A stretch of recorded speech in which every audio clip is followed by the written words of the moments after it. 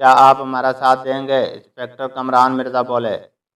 Bermuda? नहीं नहीं, वहाँ सिर्फ और सिर्फ मौत है, ऐसी मौत जिसका तसव्वुर भी नहीं किया जा सकता। उसने काम कर कहा। जैसे आपकी मर्जी। मतलब यह हुआ कि अब आपके पास कोई सबूत नहीं कि आप कप्तान डक हैं, लिहाजा आपको कोई कबूल नहीं करता। सब पागल ख्याल करते हैं। जी हाँ, यही बात है। लेकिन आप लोग बरमूडा क्यों जा रहे हैं? इसके लहजे में हैरत थी। हम जानना चाहते हैं बरमूडा तूफ़ान का क्या राज है। इसमें जहाज़ क्यों गायब हो जाते हैं, और अगर कोई जहाज़ खुशकिस्मती से बच कर आ जाता है तो गायब होने का वक्त कहाँ चला जाता है? मतलब यह है कि अगर कोई जहाज़ 3 दिन तक गायब रहा तो जहाज़ का तेल 3 दिन तक क्यों खर्च नहीं होता? घड़ियाँ 3 दिन बाद की तारीख क्यों नहीं बताती? वो तारीख और वक्त क्यों बताती हैं जो गायब होने का था? इससे ज़्यादा हैरान कुन बातें तो हमने अपनी ज़िंदगी में कभी सुनी ही नहीं। इन हालात में हम बरमूडा तूफ़ान का राज जानने निकले हैं। तब तुम लोग लौट कर नहीं आओगे। ये तुम लोगों की ज़िंदगी का आखिरी सफ़र साबित होगा। जो तूफ़ान बेरी जहाज़ों को निगल लेती है, जिन पर 1500-1600 मुसाफिर भी सवार होते हैं और अमले के भी 100 से ज़ायद अफराद सवार होते हैं, वो तूफ़ान तुम चंद लोगों को कब छोड़ेगी? क्या हर मर्तबा ऐसा होता है? मेरा मतलब है, जब भी कोई जहाज़ तूफ़ान पर से गुजरता है गायब हो जाता है? नहीं, ऐसा कभी कभार होता है, लेकिन बहुत मर्तबा हो चुका है। कोई नहीं जानता कब ऐसा हो जाए। तब हम तूफ़ान की सैर ज़रूर करेंगे। इंस्पेक्टर जमशेद बोले। अब कोई जहाज़, कोई लॉन्च तूफ़ान का रुख नहीं करती। अगरचे इस तरह जहाज़ों को अब बहुत लंबा चक्कर लगाना पड़ता है और सफ़र के अखराजात बहुत ज़्यादा हो गए हैं, लेकिन क्या किया जाए? कौन ख़तरा मोल ले? उसी वक्त उन्होंने डिक्रूज़ा की जीप को आते देखा। नज़दीक आने पर उन्होंने देखा उसके चेहरे का रंग सुर्ख था, बहुत गुस्से में नजर आता था। है तो है मिस्टर डिक्रूज़ा, कोई लॉन्च वाला बरमूडा की तरफ जाने के लिए तैयार नहीं। और लॉन्च देने के लिए तैयार है या नहीं? लॉन्च की पूरी कीमत वसूल करेंगे, फिर देंगे। यानी लॉन्च हमें खुद चलाना होगी, उसने बताया। और लॉन्च अब दोज भी होगी। हाँ, ऐसी लांचें भी मिल सकती हैं, लेकिन असल मसला कीमत का है। आप फिक्र न करें, हम लांच चलाना जानते हैं और कीमत भी अदा कर सकते हैं। ऐसे में डिक्रूज़ा की नज़र डक पर पड़ गई। उसका मुंह मारे खौफ के खुल गया। अरे, दुआएं पढ़ लें। क्या हुआ मिस्टर डिक्रूज़ा? फारूक ने हैरान होकर कहा। ये शख्स पागल है, यहाँ तक कैसे चला आया? उसने लरजती आवाज़ में कहा। हमें देख कर आ गया है बेचारा, लेकिन आप इससे इस हद तक क्यों डर रहे हैं?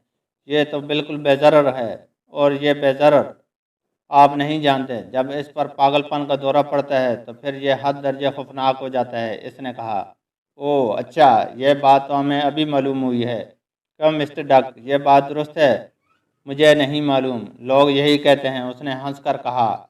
मिस्टर डक का कहना है कि लोग उसे कप्तान डक नहीं मानते। इंस्पेक्टर जमशेद ने डिक्रूज़ा की तरफ देखा। हाँ जनाब, यही बात है, और ये कप्तान डक है भी नहीं। 15 साल पहले कप्तान डक तो जहाज़ के साथ ही गायब हो गया था। 1600 आदमियों का वो पूरा जहाज़ गायब हो गया था। कप्तान डक अकेला किस तरह बच सकता है? ऐसे में इस शख्स ने चलाना शुरू कर दिया। मैं कप्तान डक हूँ। फिर उसने जहाज़ के गर्क होने की बातें भी सुनाई और ये भी बताया कि किस तरह ये साहिल तक पहुँचा। ये तमाम बातें नाकाबिले यकीन हैं।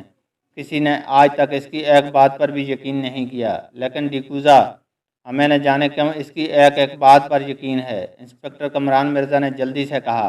क्या वाकई? डिक्रूज़ा के बजाय डक ने चूं कर कहा। हाँ, मैं झूठ नहीं बोल रहा। दूसरा लम्हा अजीब था। डक उछल कर उनकी तरफ बढ़ा। वो डर गए। यह ख्याल किया कि उस पर पागलपन का दौरा पड़ने लगा है, लिहाजा बचने की पूरी कोशिश की, मगर उसकी जद से बच ना सके। लेकिन ये क्या, उसने तो उन्हें अपने साथ चिमटा लिया था, जैसे कोई खुशी के मौके पर गले मिलता है, और ज़ोर ज़ोर से उन्हें बेंचने लगा। साथ में वो कह रहा था, मुबारक हो, आखिर 15 साल बाद किसी ने तो मुझे कप्तान डक माना। अच्छा, अब मुझे छोड़कर हट जाएं, इंस्पेक्टर कमरान मिर्ज़ा ने घबरा कर कहा। उनका चेहरा सुर्ख हो गया था और उस पर पसीने के कतरात चमकने लगे थे। उनकी ये हालत देखकर उनके साथी भी हैरान हुए। आफ्ताब तो रह ना सका। खैरियत तो है अब्बाजान, आपकी हालत बदली बदली सी है। हाँ, तुम नहीं जानते, लेकिन ठहरो। ये कहकर वो डक से बोले। कप्तान डक, इसमें 1% भी शक नहीं है कि तुम ही कप्तान डक हो। अब मेहरबानी फरमा कर मुझे छोड़ दो। अच्छी बात है, ये लीजिए, छोड़ दिया। और अब मेरी ये बात भी सुन लें कि उस तरफ ना जाएं। इस अनजानी ताकत का कोई भी मुकाबला नहीं कर सकता। वो ताकत जो मेरी जहाज़ को एक हल्के से तिनके की तरह उछाल देती है और सवारियां होश हवास खो बैठती हैं। अच्छा, खैर, देखा जाएगा। आपका बहुत बहुत शुक्रिया। मैं समझ गया आप जाए बगैर नहीं मानेंगे। खैर, ज़िंदगी रही तो इसी साहिल पर हमारी मुलाकात फिर होगी, और अगर आप सब के सब गायब हो गए तो फिर दूसरी दुनिया में मिलेंगे। वैसे मैं दुआ करता हूँ कि आप लोगों में से कम एक ज़रूर ज़िंदा बच कर आ जाए, ताकि कोई तो मेरी बातों की तस्दीक कर सके। इन अल्फाज के साथ ही उसने उस तरफ दौड़ लगा दी जिस तरफ से वो आया था। उफ मालक, मैंने अपनी ज़िंदगी में किसी शख्स में इस कदर ताकत नहीं देखी। मैं इसके हाथों में खुद को बेबस पा रहा था। इंस्पेक्टर कमरान मिर्ज़ा ने कांप कर कहा। उनके मुंह से निकला, आपका मतलब है आपने सी मून और जी मोफ में भी इतनी ताकत महसूस नहीं की? आसिफ ने डरी डरी आवाज़ में कहा। नहीं, वो बोले। हैरत है मिस्टर डिकूजा, 15 साल पहले क्या कप्तान डक की ताकत के बारे में कोई बात मशहूर थी? बिल्कुल नहीं। उसका नाम भी आम लोगों को मालूम नहीं था। बेरी जहाज़ों के लोग ज़रूर जानते होंगे। उसने ज़ोर से इनकार में सर हिलाया। खैर, अब चलते हैं लांचों के अड्डों की तरफ। असल मसला कीमत का है, डिकूजा ने परेशान होकर कहा। जबकि यह मसला हमारे लिए नकली मसला है। आफ्ताब मुस्कराया। क्या मतलब? डिकूजा चूंका। अभी देख ही लेंगे आप। वो जीप में बैठकर लांचों के दफ्तर तक आए। समुंदर के किनारे बेशुमार छोटी बड़ी लांचें खड़ी थीं। इनमें आबदोजें भी थीं। पहले उन्हें लांचें दिखाई गईं, फिर एक बहुत बड़ी लांच उन्होंने पसंद की। आबदोज भी थी और बुलेट प्रूफ भी, बल्कि बम प्रूफ भी। लेकिन जनाब, आप लोग हद दर्जे खतरनाक समुंदर में जाने का इरादा रखते हैं, और इसको ले जाने की इजाज़त कम अज़ कम मैं नहीं दे सकता, क्योंकि अगर आप लोग गायब हो गए तो लांच साथ ही गायब होगी, और ये मेरे लिए एक बड़ा नुकसान होगा। इसकी सिर्फ एक सूरत है, आप लांच की कीमत अदा कर दें। ठीक है, इसकी कीमत क्या है? कागजात दिखाऊं खरीदारी के? उसने कहा। नहीं, ऐसे ही बता दें। हम इंशाल्लाह ज़िंदा वापस आएंगे और अपनी रकम वापस ले लेंगे। बहुत खूब, तो फिर आप $2 करोड़ जमा करा दें। उसने कहा। शुक्रिया। खान रहमान मुस्कुराए, जेब से चेक बुक निकाली और चेक लिखने लगे। डिकूजा हैरतज़दा सा उनकी तरफ देख रहा था। लॉन्च का मालिक भी कम हैरान नहीं था। चेक लिख कर उसने उसकी तरफ बढ़ा दिया। इस किस्म का चेक तो एक कंगाल आदमी भी लिख सकता है। लॉन्च के मालिक ने बुरा सा मुंह बनाया। हाँ, लिख ज़रूर सकता है, लेकिन बैंक से तस्दीक नहीं करा सकता। आपके अपने मुल्क में इस बैंक की शाख मौजूद है। आप इसी वक्त फ़ोन करके तस्दीक कर लें। बहुत बेहतर, उसने कहा और फ़ोन करने लगा। 1 मिनट बाद उसने हैरान होकर रिसीवर रख दिया और बोला, आप लॉन्च ले जा सकते हैं। अगर आप लॉन्च वापस ले आए तो मैं $15,000 किराया वसूल करके आपका ये चेक वापस दे दूंगा। शुक्रिया। आइए भाई चलें, खान रहमान ने कहा। जीप हम आपके हवाले कर जाते हैं, इंस्पेक्टर जमशेद ने कहा। लॉन्च के मालिक ने जीप की तरफ देखा और चूं कर बोला, ये तो सरकारी जीप है, और रेडियो पर इसके लिए ऐलान हो चुका है कि जहां कहीं भी नजर आए पुलिस को इतला दी जाए। तो फिर अब आप पुलिस को इतला दे दें। ये मेरे कब्जे में थी। मेरा नाम इंस्पेक्टर डिकूजा है, लेकिन अब मैं इस मुल्क का नहीं, इन लोगों का साथी बन चुका हूँ, क्योंकि मैंने इन जैसा बहादुर और बाहौसला किसी को नहीं पाया। लॉन्च वाला हैरतज़दा सा उसकी तरफ देखने लगा और वो सब लॉन्च की तरफ कदम उठाने लगे। एक बार फिर लॉन्च वाला बोला, यह बात याद रहे, आप मौत के सफ़र पर रवाना हो रहे हैं। शुक्रिया, याद रहेगी, महमूद ने मुंह बनाया। लॉन्च में सवार होकर उन्होंने एक दूसरे की तरफ देखा, जैसे कह रहे हों, लॉन्च कौन चलाएगा? मैं खान रहमान का नाम तजवीज़ करता हूँ। शुक्रिया, मैं मंजूर करता हूँ, लेकिन मेरे पास नक्शे वगैरह होने चाहिए, और इस लॉन्च के बारे में मालूमात भी होनी चाहिए। लॉन्च पर इसका ड्राइवर मौजूद है, वो तमाम बातें बताकर नीचे उतरेगा। डिकूजा ने कहा। ड्राइवर मौजूद है, लेकिन हमने कोई ड्राइवर तो अब तक नहीं देखा। मैं इस तरफ मौजूद हूँ जनाब। एक कैबिन का दरवाज़ा खुला और लंबे कद का एक खुश शक्ल आदमी उनके सामने आ गया। बहुत खूब, अब आप अपना काम करें। मैं भी खान रहमान के साथ तरीक़ाकार समझ लूँ, ताकि 2 आदमी वाकिफ़ हो जाएं। इंस्पेक्टर जमशेद बोले, बहुत अच्छी तजवीज़ है, मैं भी यही कहने वाला था। प्रोफेसर दाऊद बोले। बहुत देर बाद प्रोफेसर अंकल की आवाज़ सुनाई दी। आफ्ताब मुस्कराया। तुम लोग किसी को बोलने का मौका दो तो तब कोई बोले ना। इंस्पेक्टर कमरान मिर्ज़ा जल्ला उठे। آج کے دن تو آپ کا یہ الزام کچھ جچا نہیں انکل، فرد بولی۔ کیا مطلب؟ وہ چونکہ ہم تو بہت دیر سے خاموش چلے آ رہے ہیں، برموڈا کے سال پر پہنچنے تک تم لوگ مکمل طور پر آزاد ہو، جتنی جی چاہے باتیں کرنا۔ وہ بولے، بہت شکریہ اس کھلی چھٹی کا، فاروق نے خوش ہو کر کہا۔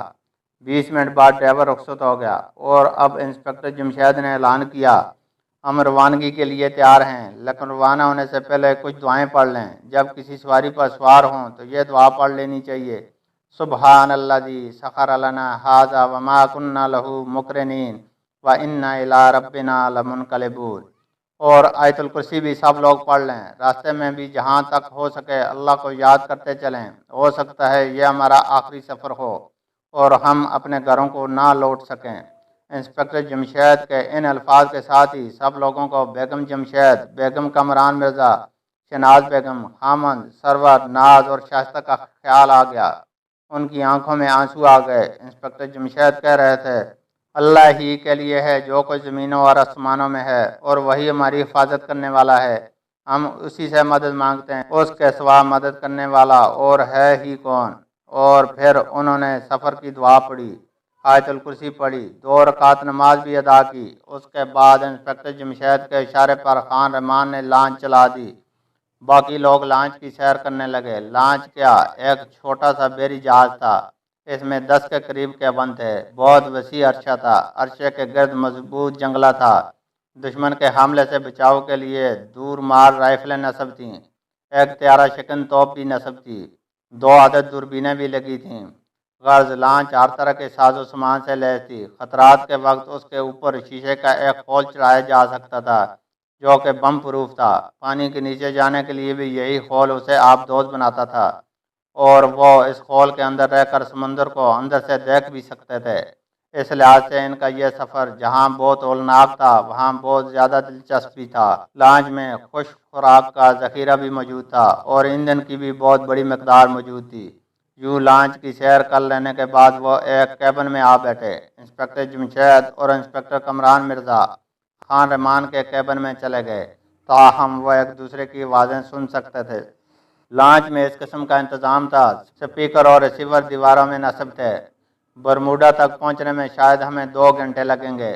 گویا 2 گھنٹے تک ہمیں بات چیت کرنے کے سوا کوئی کام نہیں۔ آفتاب چکا، تو یوں کہو نا کہ محاورات کی جنگ چھڑنے میں اور باتوں کے دنگل شروع کرنے میں اب کوئی رکاوٹ نہیں۔ فاروق مسکرایا، بلکہ نوک جھونک کے طوفان اٹھانے میں بھی کوئی مشکل نہیں۔ مکھن بولا، تو پھر بسم اللہ کرو نا۔ محمود نے منہ بنایا، بسم اللہ کرنے کے لیے منہ بنانا ضروری نہیں ہوتا۔ کیوں انکل؟ فاروق نے پروفیسر داؤد کی طرف دیکھا۔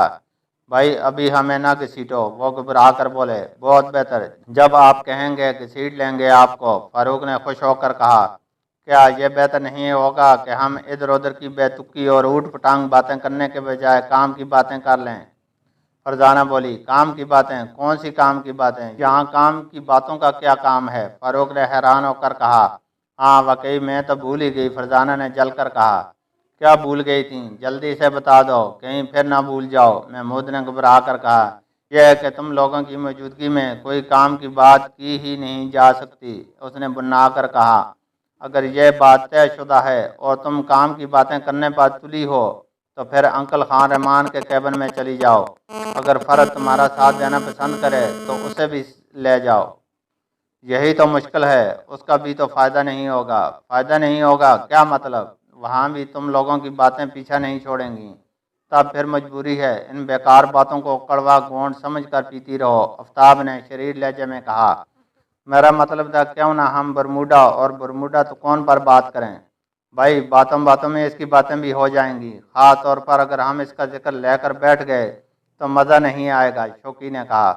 میرا بھی یہی خیال ہے، منور علی خان بولے۔ اوہو انکل، منور علی خان، آپ کو تو ہم بھول ہی گئے، یہ ناانصافی ہے بھائی۔ ایسے میں ڈیکوزا کی آواز سنائی دی، ہاں ناانصافی؟ یہاں ناانصافی کیسے قدم رنجا فرما سکتی ہے بلا؟ فاروق حیران رہ گیا۔ تم لوگوں کے ہوتے کیا نہیں ہو سکتا؟ فرزانہ مسکرائی، پھر بھی ذرا وضاحت کر دیں تو اچھا ہے مسٹر ڈیکوزا۔ آپ اپنی زبان میں باتیں کر رہے ہیں اور میں الجھن محسوس کر رہا ہوں۔ کیا یہ ناانصافی نہیں؟ تھوڑی سی ہے تو صحیح، لیکن اتنی بھی نہیں۔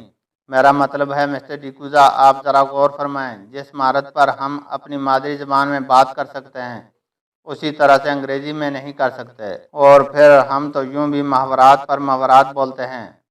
اب اگر ہم نے ان محاورات کا انگریزی میں ترجمہ کرنا شروع کر دیا تو وہی بات ہوگی، ناچ نہ جانے آنگن ٹیڑھا۔ آصف نے جلدی جلدی کہا، ہرگز نہیں، یہ بات نہیں ہوگی۔ فاروق بولا، کیا مطلب؟ کیا بات نہیں ہوگی؟ آصف نے اسے گھورا، میرا مطلب ہے یہ ناچ نہ جانے آنگن ٹیڑھا والی بات نہیں ہوگی، بلکہ کوا چلا ہنس کی چال اپنی بھی بھول گیا والی بات ہوگی۔ خیر، تمہیں تو عادت ہے بال کی کھال اتارنے کی۔ آفتاب بنا اٹھا، اب میں فاروق اٹکنے لگا۔ سوئی اٹک گئی بھائی کی، شوقی مسکرایا، لیکن پھر جو انہیں فاروق کی آنکھوں میں خوف کے اثرات دیکھے تو چوں کی تو اٹھے۔